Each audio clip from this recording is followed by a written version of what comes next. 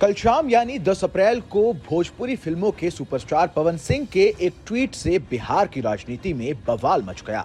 उन्होंने बुधवार को ट्वीट कर ये ऐलान कर दिया कि वो आने वाले लोकसभा चुनावों में काराकाट लोकसभा सीट से चुनाव लड़ने जा रहे हैं। इस ट्वीट के बाद से राज्य में सियासी पारा चरम पर है। बंगाल की आसनसोल सीट से भारतीय जनता पार्टी का टिकट लौटाने के बाद पवन सिंह के इस ऐलान ने एनडीए के बेड़े में खलबली मचा दी है। पवन सिंह के चुनाव लड़ने के ऐलान के बाद एनडीए से काराकाट लोकसभा के प्रत्याशी पूर्व केंद्रीय मंत्री एवं राष्ट्रीय लोक मोर्चा के सुप्रीमो उपेंद्र कुशवाहा की मुश्किलें बढ़ती नजर आ रही हैं।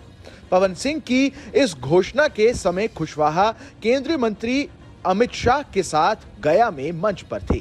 बुधवार रात रोहतास लौटे तो मीडिया से बात की, लेकिन पवन सिंह के सवाल को ही विषय से बाहर बता दिया। काराकाट लोकसभा सीट से चुनाव मैदान में इंडिया गठबंधन से राजाराम सिंह उम्मीदवार हैं।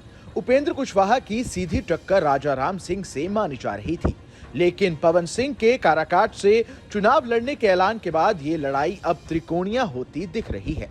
ऐसे में पवन सिंह के चुनाव लड़ने के ऐलान पर उपेंद्र कुशवाहा से जब सवाल पूछा गया तो उन्होंने कहा कि साइंस के स्टूडेंट से कॉमर्स का सवाल पूछ रहे हैं।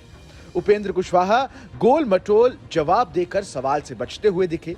जितनी बार भी ये सवाल पूछा गया एक ही जवाब दिया, लेकिन भले ही उपेंद्र कुशवाहा इस सवाल पर गोलमोल जवाब देकर बच रहे हों, लेकिन राजनीति के जानकारों का मानना है कि काराकाट लोकसभा से अभिनेता पवन सिंह यदि निर्दलीय चुनाव लड़ते हैं तो इसका सबसे बड़ा नुकसान उपेंद्र कुशवाहा को ही होने वाला है। आपको बता दें कि बुधवार को चुनाव लड़ने का ऐलान करते हुए पवन सिंह ने ट्वीट कर लिखा कि माता गुरुरता भूमेरु अर्थात माता इस भूमि से कहीं अधिक भारी होती हैं और मैंने अपनी मां से वादा किया था कि इस बार चुनाव लड़ूंगा। मैंने तय किया है कि मैं 2024 का लोकसभा चुनाव बिहार की काराकाट से लड़ूंगा। जय माता दी। इससे पहले पवन सिंह को बीजेपी ने आसनसोल से टिकट दिया था। हालांकि उन्होंने अपना टिकट पार्टी को लौटा दिया था। इसका मतलब काराकाट से उन्हें निर्दलीय चुनाव मैदान में उतरना होगा।